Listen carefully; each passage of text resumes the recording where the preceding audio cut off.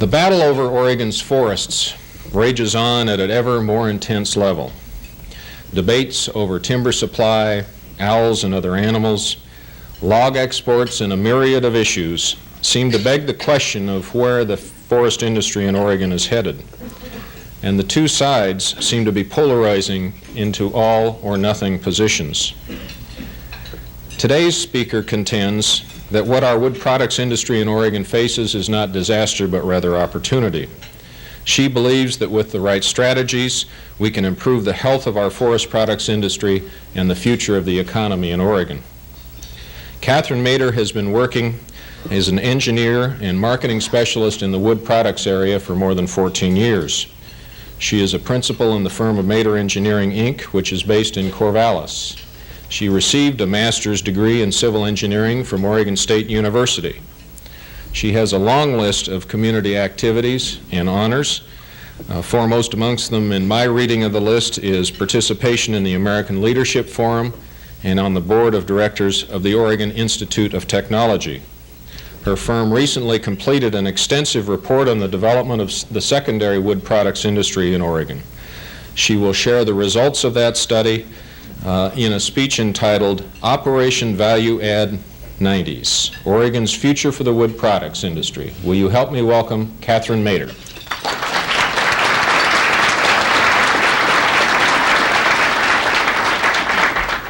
Thank you, Bill, and thank you very much for the warm introduction and the invitation to speak before you today.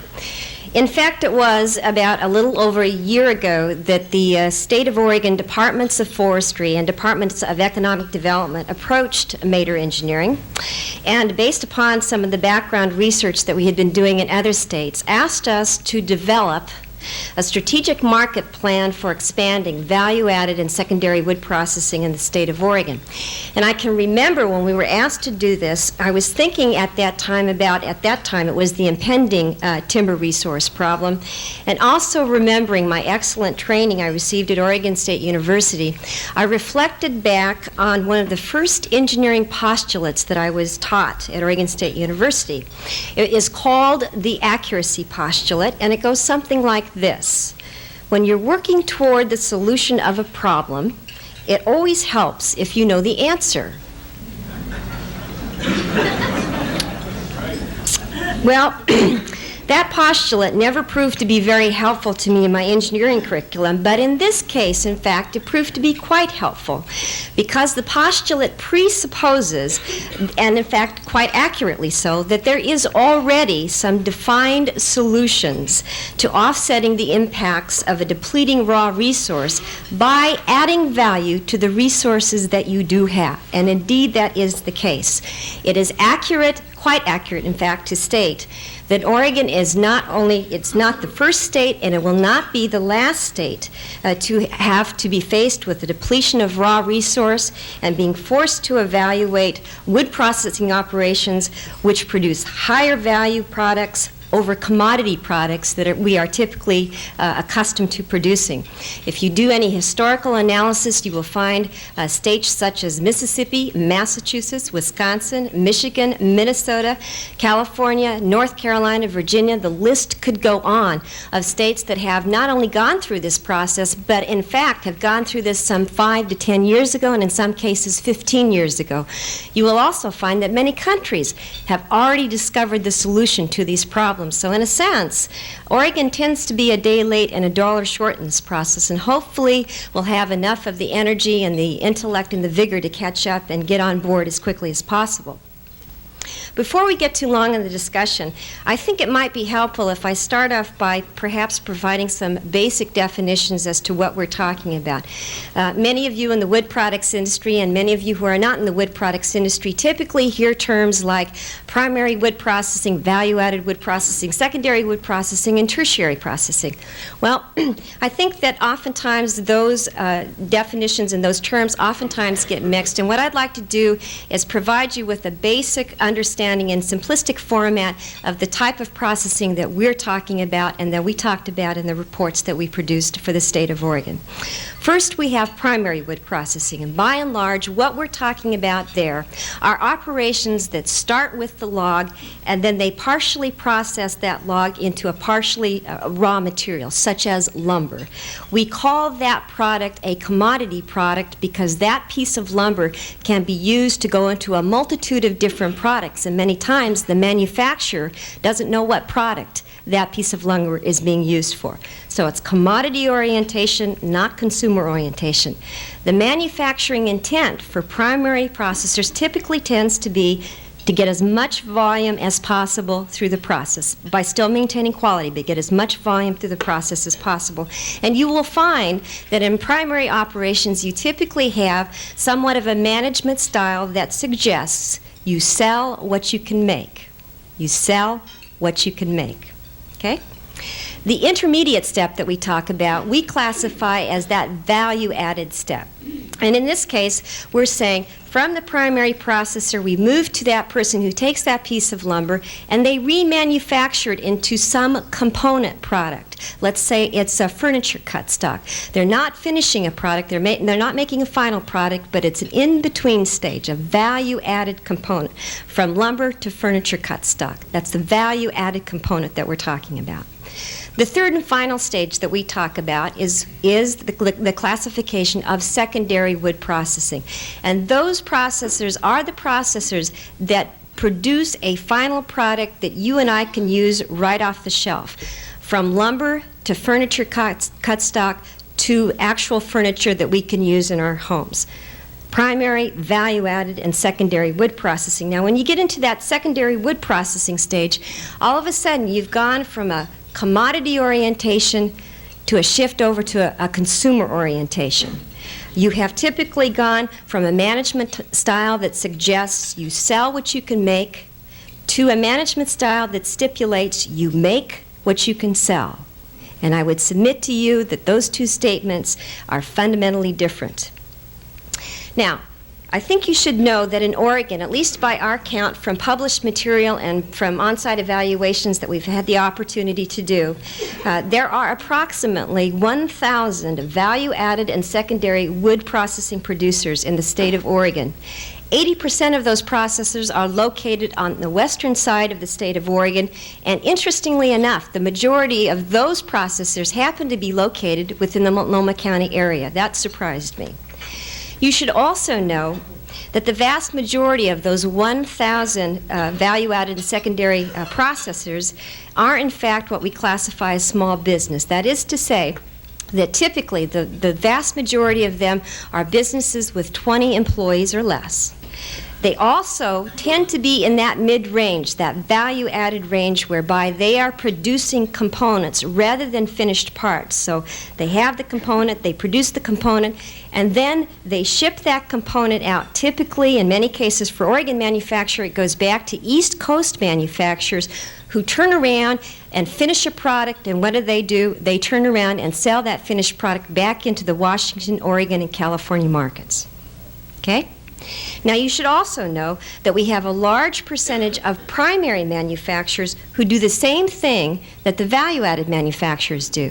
They take that commodity product, they ship it out across the United States and abroad. It's remanufactured, value is added outside of the state of Oregon, and what happens? It's shipped back into the markets of Oregon, Washington, and California. So if you're thinking right now that this doesn't make much sense, I think your thinking is on the right track. You begin to see the big picture of what we're looking at in the state of Oregon, and you begin to understand the tasks that have been identified that the state and industry need to address, and address fairly quickly. Task number one, I would say if you leave today with no other understanding, this is the point that you need to recognize. The fundamental task that we have. First is to understand that whether you agree or disagree with the forest management decisions on old growth set-asides, whether you agree or disagree with the set-asides for habitat or for wildlife preservation, it doesn't matter. The fact is we are and will continue to experience a depletion of volume and quality of our raw resource. That will happen. That is happening. Given that fact, And while we understand that we can't make something from nothing, your second task then is to say, from what we have to work with, how do we gain the maximum value from that resource? And then finally, as a third task, while we understand that value-added and secondary manufacturing clearly is evident in the state of Oregon, what we clearly are missing and what we need to implement is an effective network of manufacturers and market information that allows that primary manufacturer to know who those value-added and secondary manufacturers are so he can produce and provide raw resource to the very people in his own state, and also to be able to provide that information to the value-added manufacturers so we can encourage and expand secondary manufacturing in the state of Oregon. We also lack a statewide, and in fact we don't even have a regional system right now or process, which induces more secondary finished product manufacturing to occur in our state, and we need that desperately. In short, with the resources that we do have available, we continue to miss significant levels of economic development opportunity by our own negligence in not understanding just how powerful and stabilizing value-added and secondary manufacturing can be to the state of Oregon. And let me give you an example. A lot of people assume because, and this is statistically true across the United States as it is in the state of Oregon, because the whole process of value-added and secondary manufacturing is comprised of small businesses, they then think that the whole process generates small levels of business. Two distinct thoughts. For those of you who think that that statement is accurate, I invite you to listen carefully to the following. And I think you'll be surprised. I was surprised when we did the research on this. In comparing primary wood products operations to secondary wood products operations throughout the United States, between the prosperous years of 1977 through the recession years of 1982, the following things occurred. First, in evaluating the difference between sales value of shipment and manufacturing costs between that period of time, primary manufacturing had a sales value of shipment loss over manufacturing loss of 29%. Secondary manufacturing had a gain of 19%. Relative to total product shipments during that same period of time, primary manufacturing had an 8% loss. Secondary manufacturing experienced a 21% increase. Profit margins during the 1980s recession for primary manufacturers experienced decreased profit margins, and for many value-added and secondary wood processors, they experienced increases in their profit margins. During 1988, the total dollar sales of secondary wood products exceeded the total dollar sales of primary wood products in the United States by a 2-to-1 margin.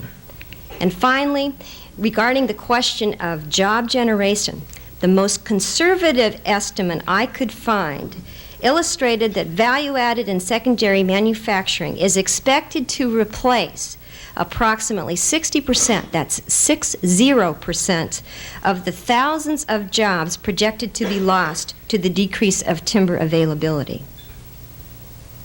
So while value-added and secondary wood processing is typically comprised of small business, as an industry sector, it can be a solid and stabilizing business for the state of Oregon.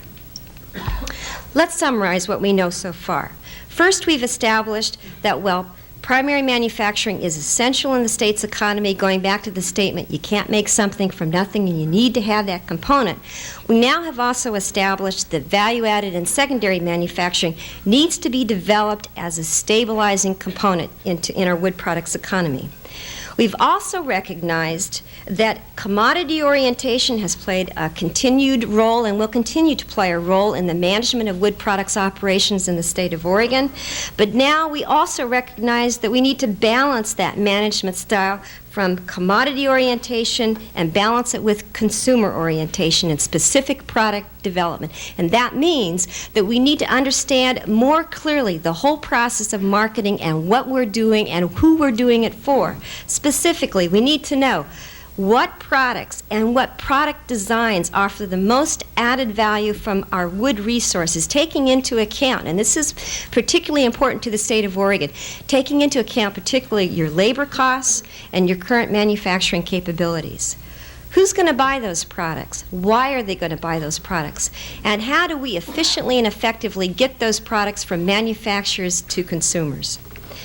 What our research has attempted to do in these reports is basically to answer these questions.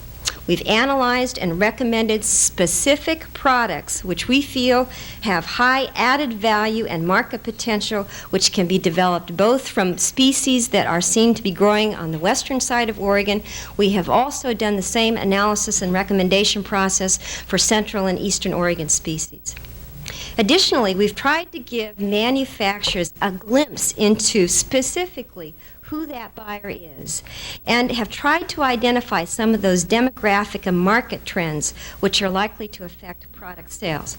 As an example, and let's take a look at some standard type of product lines which we've recommended. Let's assume that you are a window frame manufacturer, and you may be located in Harney and Lake County, and you want to know what your market opportunities are for your product. Well, among other things, you could come to the report that we've generated, and you would find some of the following information. First, you'd find that whereas aluminum windows outsold wood and wood-clad windows in 1984, in fact, in 1989, wood and wood-clad windows not only exceeded aluminum, but it exceeded all other types of window sales by significant margin, and is expected to continue on that trend. You would find information in there that tells you that windows used in the remodel and repair industry of existing structures outsold windows in new construction by almost a 60% margin. You would read that builders are expecting shortages of windows throughout many sectors of the United States, including the Northeast, the Midwest, the South, and right here in the West. And you'd find information indicating that some of the most substantial buyers of wood window frames are in fact home center stores across the United States, servicing a significantly growing what we classify as DIY, do-it-yourself market, both here in the United States and abroad, particularly in Japan and Canada. And when I say a significantly growing market for the do-it-yourself industry, I mean just that. For every dollar spent on lumber and building material per average household across the United States, for every dollar spent, 78 cents of that dollar is going to a home center store.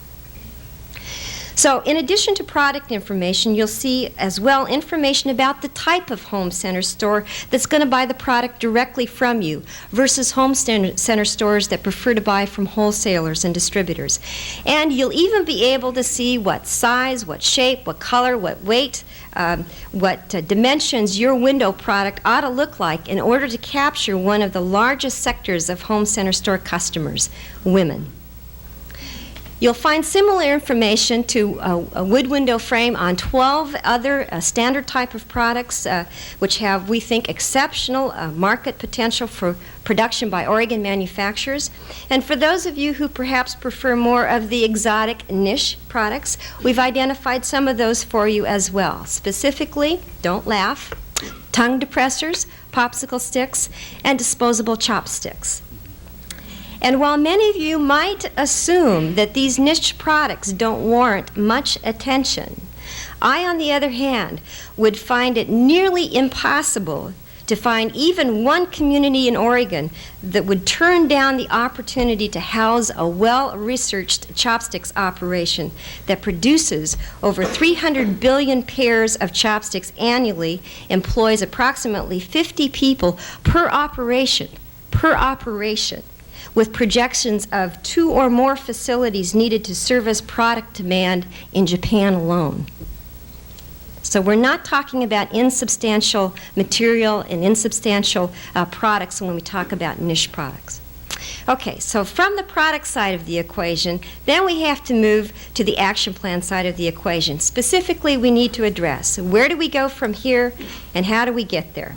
Again, our reports have attempted to identify some of those answers, and we've done it in the process by proposing 3 different action plans for expanding value-add and secondary manufacturing in the state of Oregon. Now, as with the accuracy postulate, the action plans were envisioned with another engineering principle in mind, and that principle is called the Schomburg principle, which you probably don't recognize, but I know you recognize the principle, particularly this table sitting right in front here. That principle states, for every vision, there is an equal and opposite revision, which is to say that, in fact, there truly is no one right plan that works in all situations in the state of Oregon for expanding and developing value-add and secondary wood processing. Nonetheless, we have provided Oregon with an action plan, as one action plan, that any particular county internally can take and implement a plan that will help to expand and develop a new value-added and secondary wood processing within their county. We have also developed a suggested action plan that a group of counties or a region could get together on and implement as a joint effort to do the same thing. And finally, we have identified specific actions we feel the state can effectively initiate on behalf of the industry. Most of you know that the governor and the Department of Economic Development in Oregon have designated value-added and secondary wood product development as one of the state's top priorities. And in fact, if you are in tune with what's happening on the Department of Economic Development level, you'll know that several, I think, very good programs are already in place to help industry to get started and get moving in that direction. But in addition to those programs, I think that the state can play a critical role in helping to fulfill some real significant voids. First, I think we need to have some serious support efforts toward research in identifying strong global markets for Oregon's value-added and secondary wood processing. We have no research for those products right now in the state of Oregon. None. The state can be an effective instrument in actively seeking out and encouraging Oregon siting of companies, and I'm talking about domestic and international, of companies illustrating innovative secondary wood processing technology. We see it coming from Europe right now. We see the East Coast capturing those companies making significant strides into the Pacific Rim markets. We should be there with those companies encouraging siting in the state of Oregon. The state can also assist in developing effective marketing tools that not only help sell Oregon products, but more importantly, help sell Oregon species for worldwide product development. All of these things which we don't have right now, but we will have. So, as an overview, first, we've talked today about the strength and economic stability of value-added and secondary wood processing and what it can bring to the state of Oregon. Secondly, we've identified specific products that we feel have excellent market opportunities in the United States for Oregon manufacturers with their current manufacturing capabilities.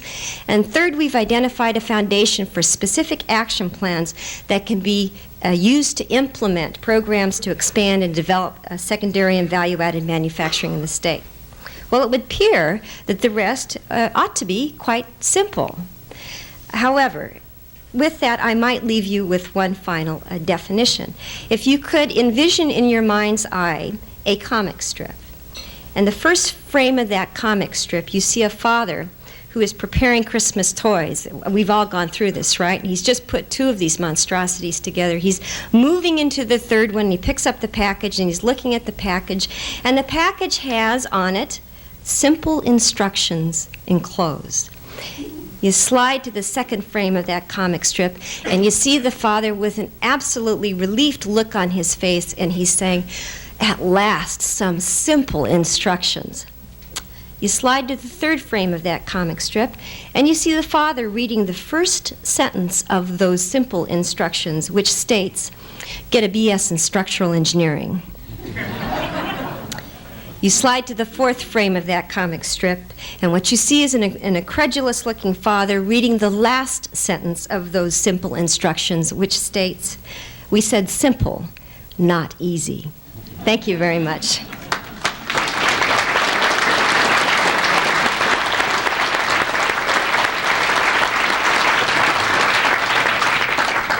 Thank you, Catherine. It's nice to see somebody who deals with the forest products industry who maintains a sense of humor. Our first question today comes from our board host, Mary Kramer. Our microphone is in the center of the room for those of you brave enough to ask an oral question. There are forms for the written questions. Please hold them up so the staff can bring them forward. Mary? Thank you, Bill. Catherine, I've understood that Oregon has traditionally been behind in value added. And I'd like to know if there are any attitudes or values that keep us as Oregonians from moving rapidly into this market. Thank you, Mary. That's a good question. I think that the biggest value or attitude that we've had to work with is the luxury of, frankly, having the raw resource so that it would allow us to continue to produce a commodity product without having to worry too much about going into value-add and secondary processing. Now, I say that recognizing that, in fact, we do have some excellent examples of value-added and secondary wood products producers in the state of Oregon that are doing a terrific job of manufacturing product and marketing product throughout the world. But by and large, we've been in a mindset of commodity orientation, and I think what we need to have is an understanding that we need that consumer orientation process for product development with the assistance of those primary manufacturers to make the whole economy work well in the state of Oregon. Alan Oliver, member. Call me an ignorant citizen of the state, but I don't really have at my fingertips what the species are that we have available in Oregon.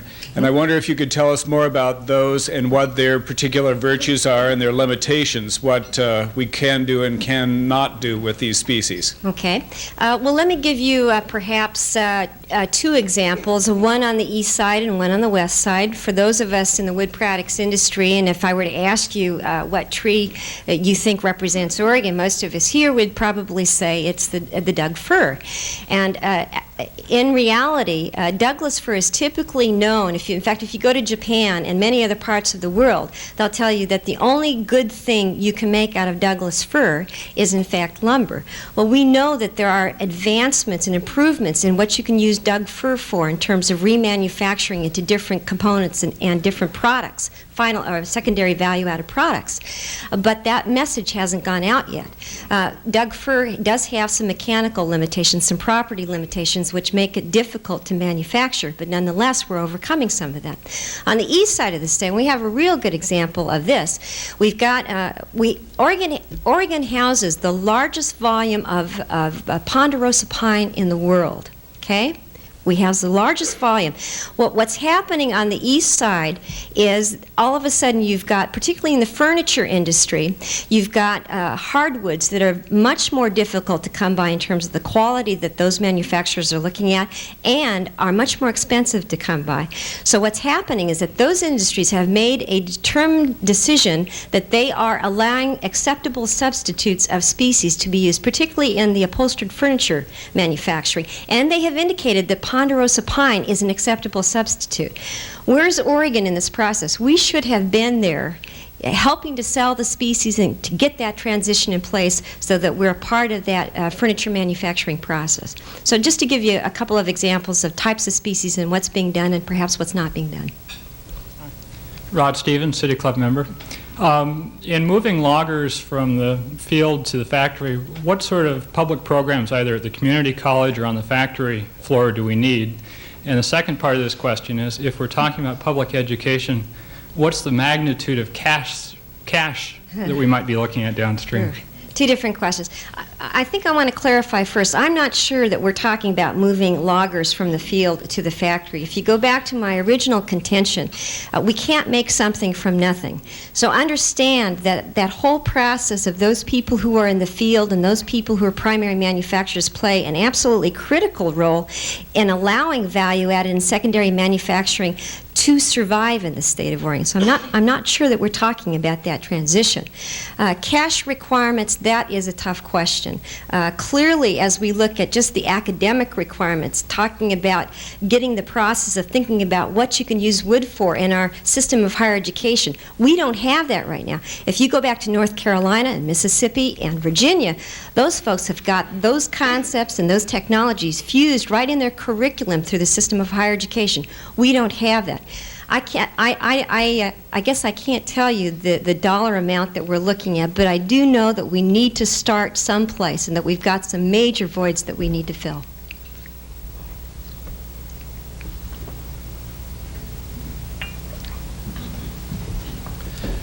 Mrs. Mader, my name is Ted Halton, as you know. Yes. We've just met.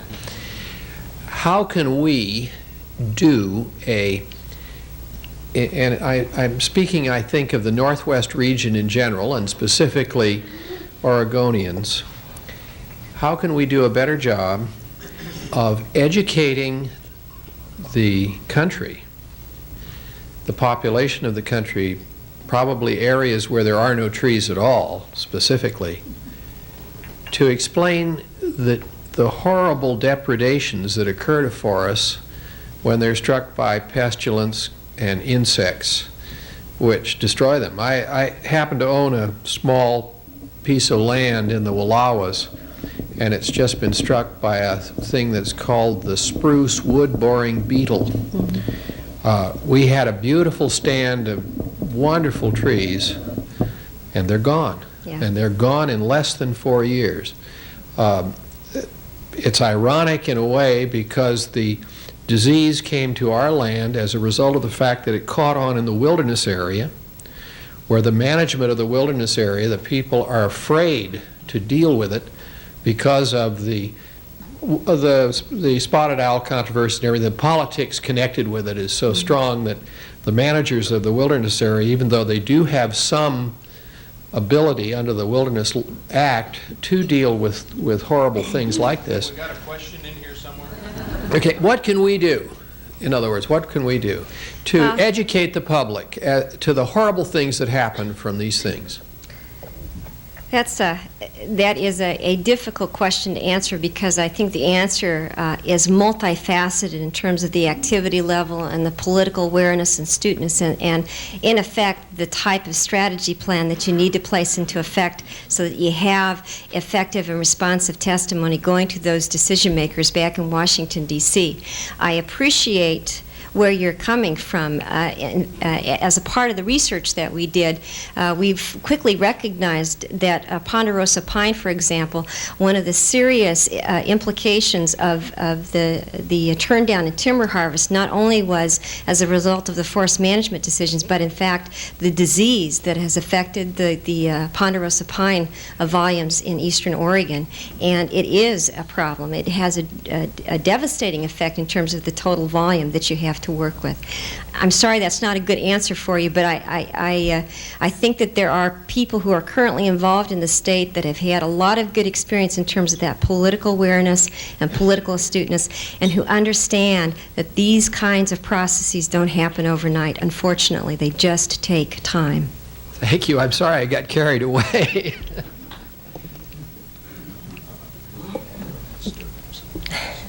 I'm Charles Hall, City Club member. I'm curious about the raw logs that go to the Orient, since you brought up the chopstick issue. How much of that is veneer plywood, how much dimension lumber, and how much is chopsticks?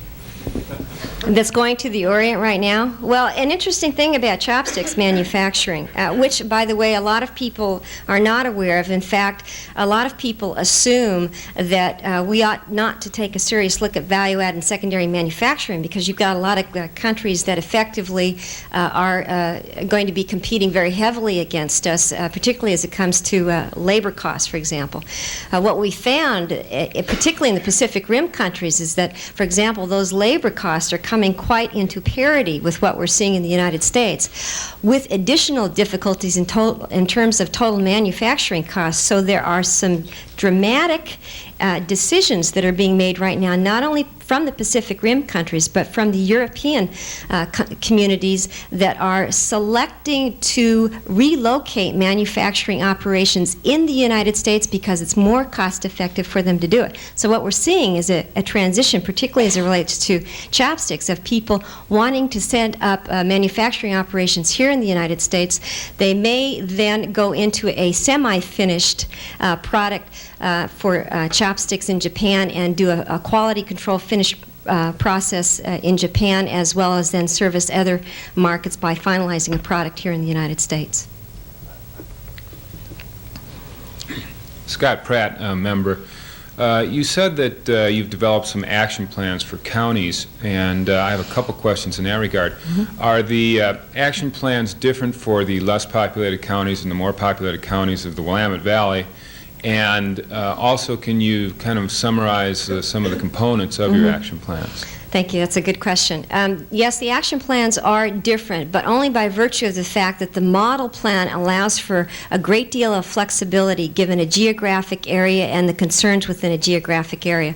As an example, we're working up in the region of Harney and Lake County, and also with the Wallowa and Union County folks who have designated value-added and secondary manufacturing as a top priority. We've got both programs, implementation plans, working in both of those areas. Both of the plans look entirely different based upon the type of product, priorities, and pilot projects that they're interested in seeing happen within a community.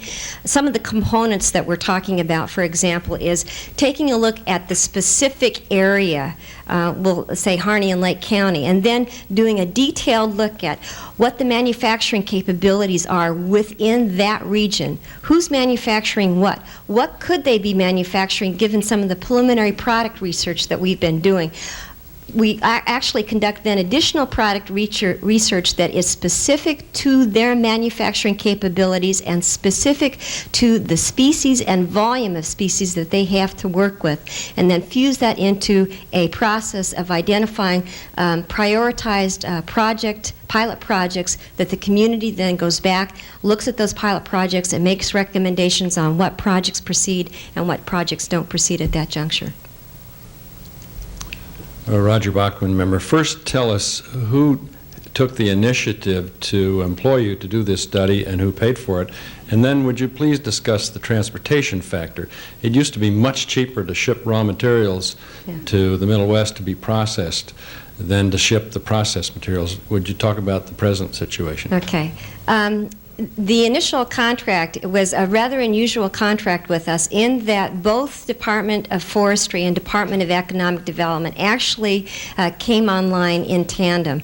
I would say that the initial impetus probably came from Umatilla County, who was the first county to really take a serious look at this whole process of value-added secondary processing in the state of Oregon.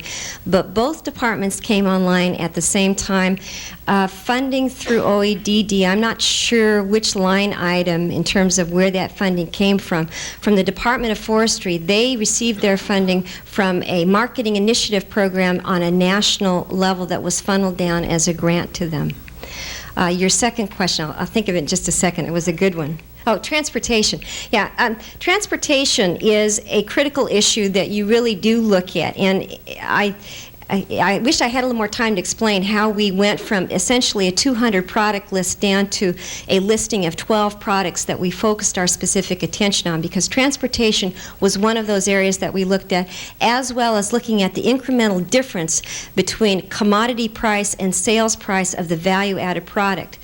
Just as an example, if we were looking at a product, a remanufactured product that had a 10% value add to it, we discounted. We didn't even look at that product anymore because we knew that within the state of Oregon we have transportation costs that we have to deal with. We have higher labor costs here than elsewhere that we have to deal with. So we made an arbitrary stipulation that products that didn't have at least 30% or greater value add to them didn't even get a second look in the evaluation process that we had.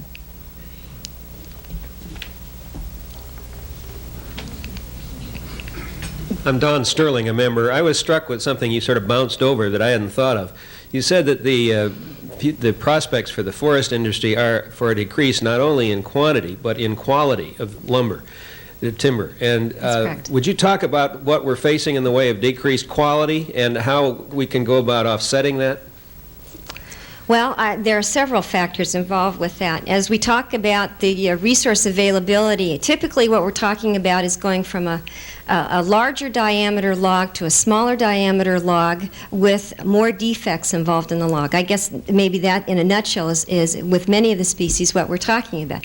How we offset that is essentially in many two-pronged approaches. First, it's identifying additional products that we can develop with that type and quality of lumber that still service a very important and valuable market. The other component to this, which I didn't get a chance to talk about very much, except I referenced it very briefly, and that was identifying companies that have innovative technology in the value-added and wood processing industry. Let me give you an example. We're working with a company that's based out of Belgium that has manufactured, they've developed a new system of rotary peel veneer that can cut veneer, rotary peel, down to 0.004 of an inch thinness. And they apply it to a variety of different substrates, one of which is a cloth that is as pliable and as soft as the clothes that you're wearing. So one of the things that we look at is we ought to be reaching that particular company to move into the state of Oregon because they draw their raw resource. They effectively can have a full operation, an 8-hour operation, and only cut 14 logs a day because they're cutting that thin. And yet, the product is such an excellent product that what you have is an overlay on that product of lower grade material. For example, laminated beams, where you want to have a good quality looking product. You still have lower grade underneath, but you laminate it with a high grade veneer. So those are the kinds of changes in technology and transfer that we're looking at that really become a critical, I think, component in making value added and secondary wood processing work in the state of Oregon. We've had a number of written questions that ask about where the forest products industry has been on all of these things. I'll kind of lump them all together in a generic question that goes something like, when you published your paper, how did the forest products industry react to your suggestion?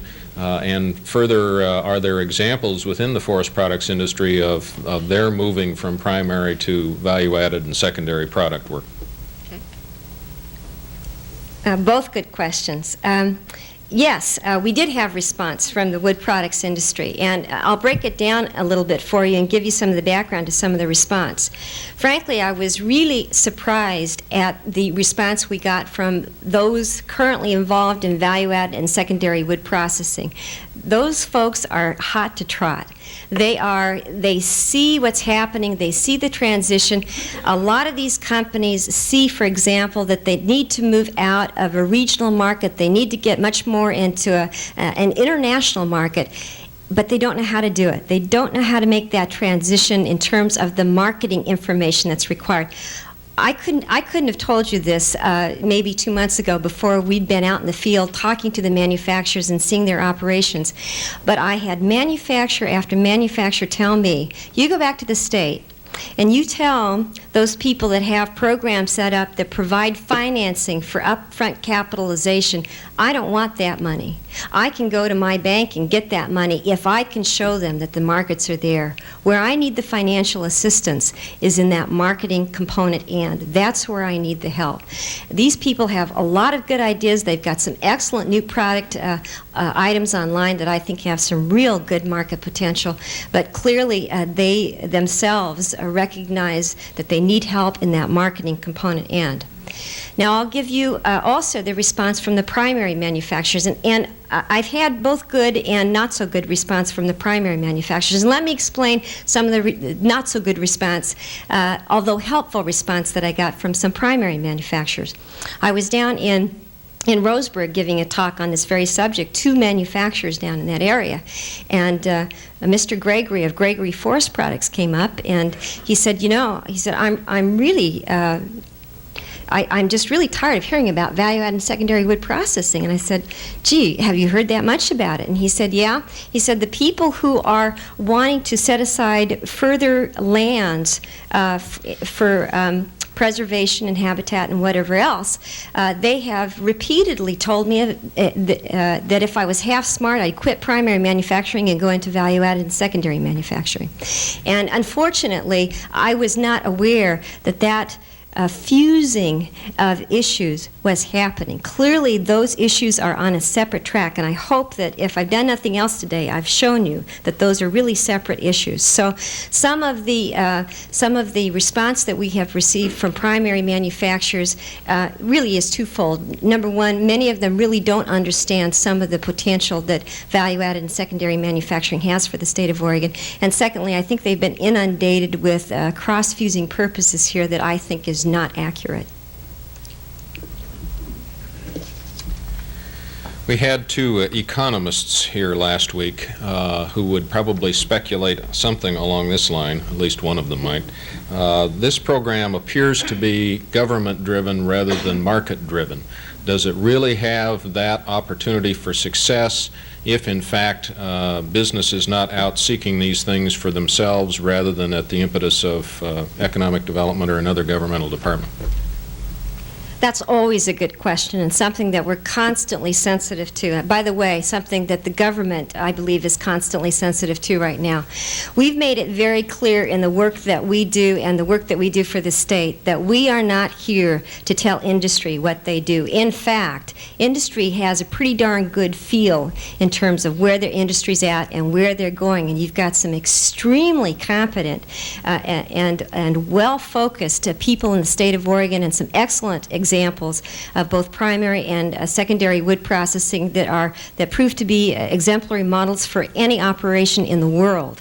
What we are trying to do is provide some level of assistance for those smaller businesses that frankly don't have the in-house capabilities, the marketing staff, to help them look at the big picture. What we advise the state not to do is to go out and do the marketing for them. That's the business's responsibility. If they intend to stay in business, that's their responsibility, and nobody else should do that for them. But what we can do is provide them with an overview of a general direction on where to go and be there in terms of helping to coordinate with the industry so that we get proper networking and representation between the industry sectors, which we don't have right now.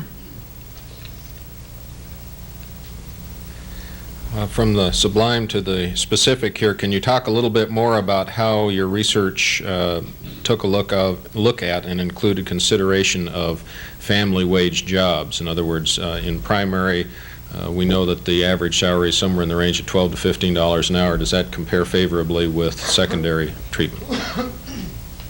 Typically, and this is true throughout the United States, you will find that value-added and secondary manufacturing tends to be more labor-intensive than primary. You will also find that on the average, the wage level is typically lower than it is for primary manufacturing.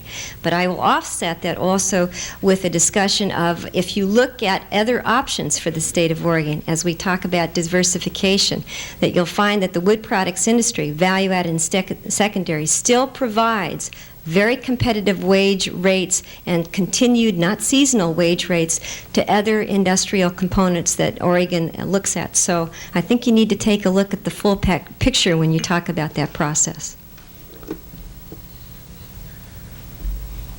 Futurists told us several years ago that we should be getting more into the prefabricated or factory-built houses area. What does the market look like for that, and was that part of your study?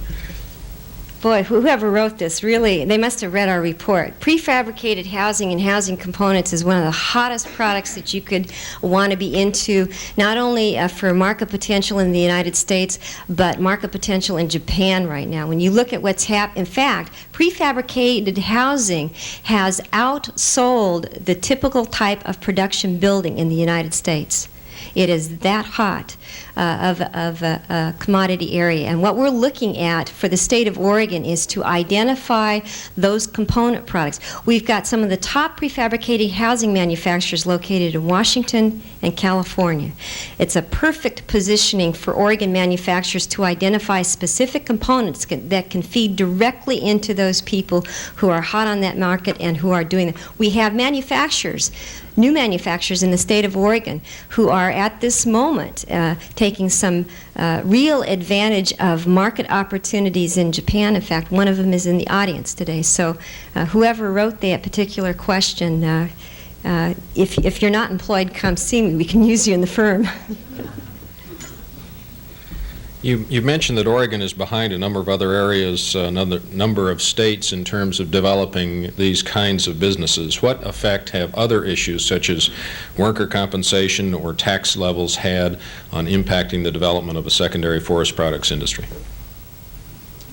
This is my personal opinion, but I think dramatic impacts, particularly in the area of workers' comp. Again, when you go back to the basic statement that I made earlier, that typically value-added and secondary wood processing tends to be labor-intensive, and you are in a highly competitive field right now with other states and other countries. Of course, that particular area of cost of labor is a critical component, and frankly, Oregon just is not in the ballpark right now with that add-on to base labor rate. It is a real problem.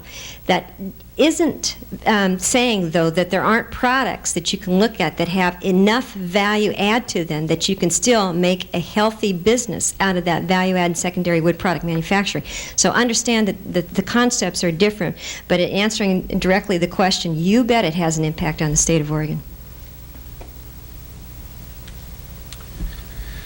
Having had a domestic and commodity focus until now, how can Oregonians learn and understand consumers' needs in foreign markets for secondary wood products and use that knowledge more effectively? Research, research, research. I don't know that there is an easy way to understand foreign markets other than to get into those foreign markets and to understand exactly as we do here in the United States. Who's buying the product? Why are they buying the product? Where's your buying power? What does that product need to look like now and within the next 5 years to sustain the volume that you want? And what's the best way to get that product from here to there? I think you're asking basically the same questions as you would as you look at product development in the state, in the United States, but you're dealing with different cultures. There's no easy route to do it other than to get into those countries and to have the patience and the networking to make that work for you.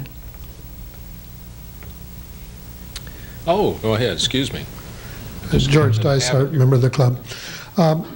What is the relative level of trade and flow between the United States, Pacific Northwest, and Canada with respect both to primary products or raw logs and finished or semi-finished products, and in which direction is the flow in?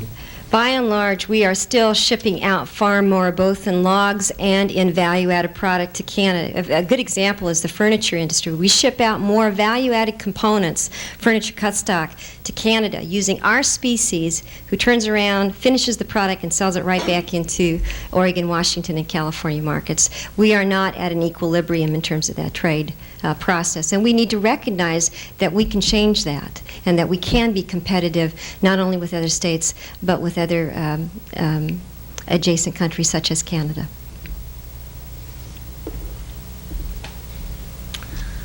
Well, I'll give you a dual hit here as a last question because you may want to not discuss one of these two.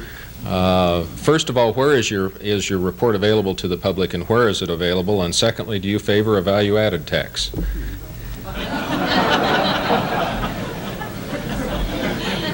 Is that one signed?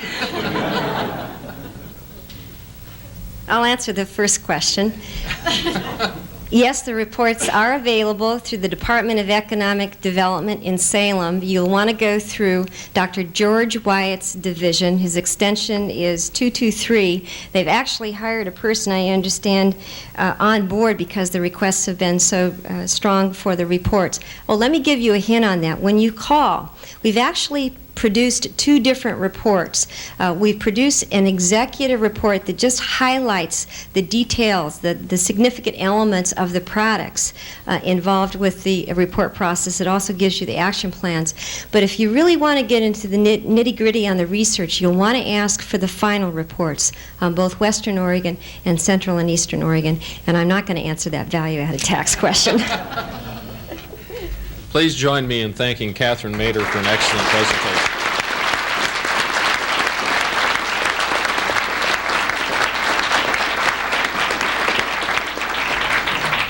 I hope I will see you all next week at the U.S. Bank Tower, our new location for that meeting, to hear Congressman Lewis, and we are adjourned.